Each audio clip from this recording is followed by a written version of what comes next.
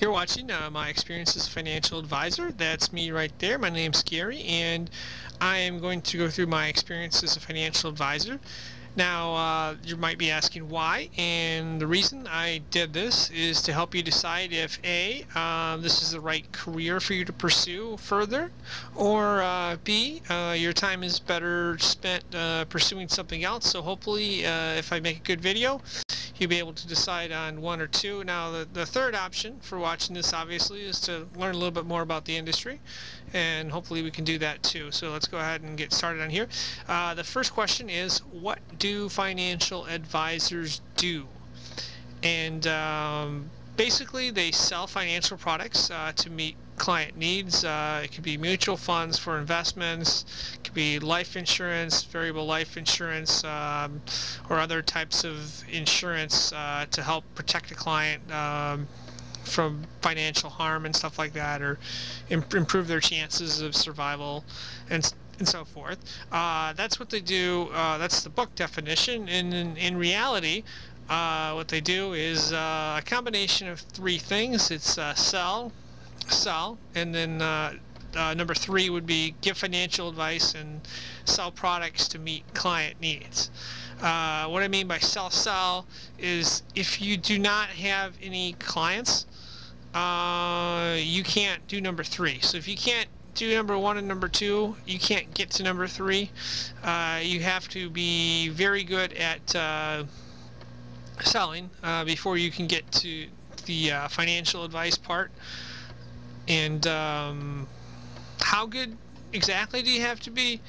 Well, you have to be above average, and I don't mean compared to the average person that sells something. I mean compared to your peers or your other financial advisors that sell something. You have to be above average compared to the other financial advisors that sell something to even have a chance of succeeding in this. I'm not talking about like the average salesperson. You have to be really good at sales, and if you start out, that's constantly, you have to be, you have to live and breathe and think about sales and stuff. Now, the good thing about this is they provide you with your own business. The company I work for provided me with infrastructure, training, and so forth. But just like starting a business, the odds are that you're going to fail. The nice thing is they actually pay you while you work there, whereas if you were to start your own business and it fails, you don't get paid anything at all. Now, you get paid a percentage of GDC, and you're probably asking what GDC is. GDC is simply a gross dealer commission. It's commission you get from if you sell a mutual fund, or if you sell life insurance, or sell any other type of insurance products to meet a client needs. You get a percentage of the commission, and the company has a specific split. Now, companies will vary, but typically the more GDC or the more commission you get, the higher percentage of a split you're going to get. So it can, if you're really, really good at selling and gathering assets and getting money, there can be a lot of upside for you. It's very difficult to be very good at it, but if you are like one of those type of people that's really, really good at selling and stuff, there's a lot of potential for you in this industry. If you're average or below average, it's going to be a real struggle. Now, these companies, or the company they went to, they have all kinds of screening processes where they'll ask you certain type of questions, and a lot of people will answer them in a way a salesperson or the way the company wants to hear them, and that way you pass. But they don't let everybody go through that. They'll talk to a lot of people, but a lot of people don't go through. I'm actually one of the few people who made it through their screening process, and then I went ahead and I got licensed. I took the Series 7, Series 63, State Life, Accident and Health. Now, I did that in like within a couple months. Those tests aren't the hardest tests, but they're kind of to weed out anybody that is like really good at selling, but they can't, they don't understand the number side of it. Just so you don't have, I don't want to use the term complete idiot, but that's kind of the term that they would use in terms of weeding those type of people out. But those exams are really, they're not difficult. You do have to study for them, but if I had to list my top 20 exams in terms of difficulty that I've taken in my lifetime, that wouldn't be, none of those exams would be on there. When I was an undergraduate, school, I took this class on personal finance, and I loved it. I thought it was great. I like doing numbers and stuff like that. I like messing around with numbers since I was 6 years old, and then I ended up majoring, doing my undergraduate degree in finance, which I really like doing that kind of stuff. And I thought financial advisor, okay, this is the next step. My goals were to try to help people out with financial advice. My schooling itself was self-funded, and I got a graduate assistantship to pay for my graduate school when I did my MBA. And I thought, okay, well, I like working with numbers, analyzing things. This will be a great opportunity. I've done sales before. I worked in retail as a store manager, and I dealt with customers all the time, and I had 7 years experience in that. So I thought, okay, well, this won't be too much of another step. I've already done. I understand how this goes. It should be pretty easy. But if you'll notice, on my list, you don't see sales on the list. You see help people and working with numbers, but you don't see sales on the list. And well, that was my thought process coming into it. Now, after my experience, my opinion is to get in the industry, or to be successful in the industry. You can get into the industry, but to be successful in the industry, you have to be highly sales oriented. You got to be able to gather assets, not just flip the switch once or twice or for a couple weeks. You got to be wired that way. That's how you approach life. That's how you think. That's how you focus on things. You have to be wired that way to be able to sell and gather assets and stuff. Because if you don't have clients, you can't make any money or gross dealer commission, and you can't give any financial advice.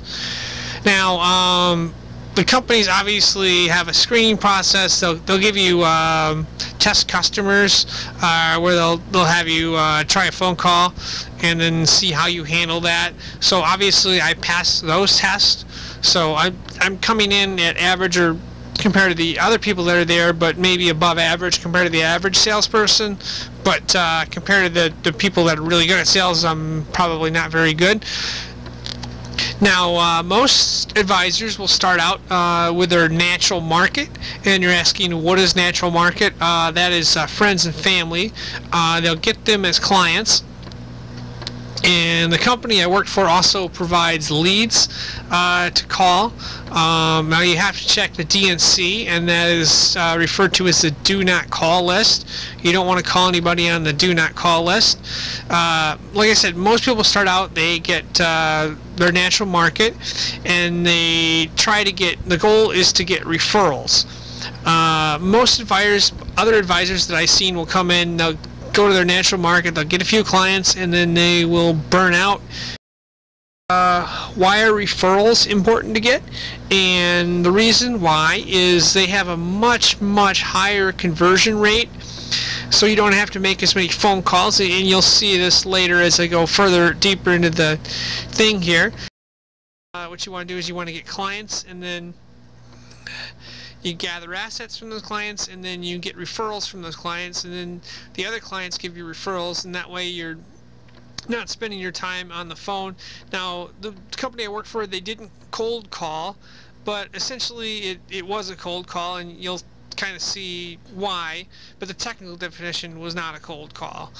Now, my marketing notes coming into this were to, when you're on the phone, you want to ask a lot of open-ended type questions. How does this affect you? What happened? Explain. Why is this important to you? What are your goals?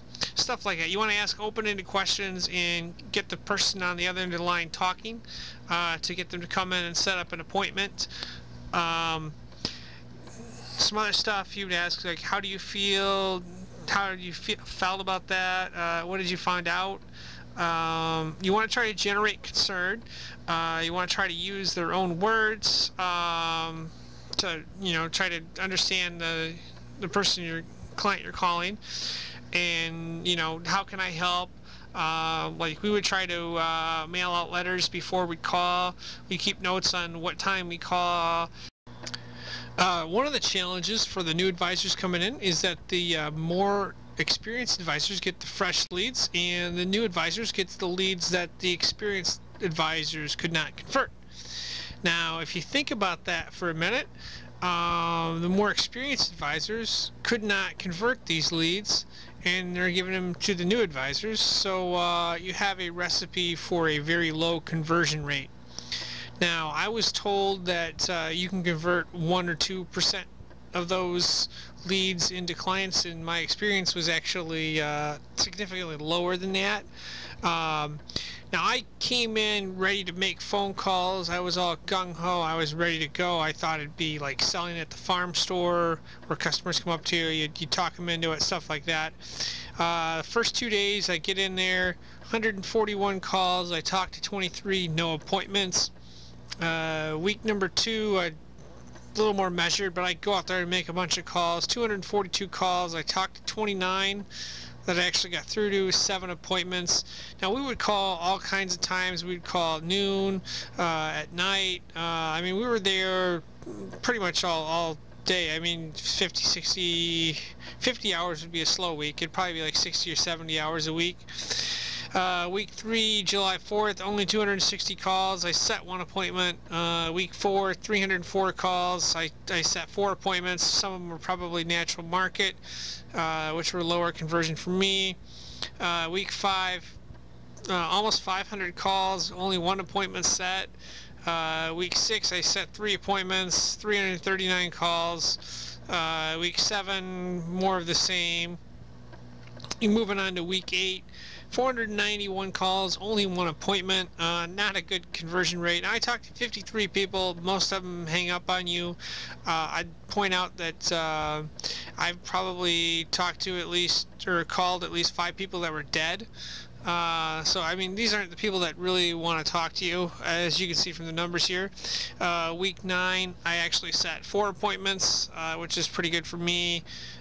Week 10, I set 2 appointments. Week 11, basically, I'm at the point where I've got to figure out a way to get out of here. So I started doing interviews and stuff like that. And I noticed that more than 80% of the advisors that were there when I started were gone. What I ended up doing is I ended up partnering with another advisor who had a backlog of plans. I took a 70-30 split. Obviously, I got the 30%, and I hammered out 29 plans over the rest of the year. And unfortunately, I was not getting enough gross dealer commission. I was at 58% of where I was supposed to be. And fortunately, I was able to find a graduate assistant job, and then I pursued a master's degree in accounting, which I spent the next year doing. And then I actually found another job in the industry, and I worked there till 2008, when that position was eliminated. But that job was in compliance. So I like working in the industry, just not that specific financial advisor role. And I watched some pretty good advisors at the other firm I went to. Now I'm going to take a look at my salary here, or show you what my salary was for working there. I had $3,000 from salary, or around that. GDC was $5,500. I got a $3,000 bonus, and that came from completing the exams within the first 90 days. I completed the exams pretty quickly and passed them all. And so my total salary for working there for the year was $13,000. And that's better than starting your own business and not getting anything, or if you have low sales, but it's worse than, working a regular job. And I think I learned a little bit about marketing, not a ton, but I learned a little bit of, you gotta hammer, you gotta make phone calls and stuff like that. And well, that pretty much sums it up. Now, hopefully this was of help to you, in either helping you decide that this is something you don't want to do, something you're interested in, or just, giving you basic information on how the industry works. Thanks for watching.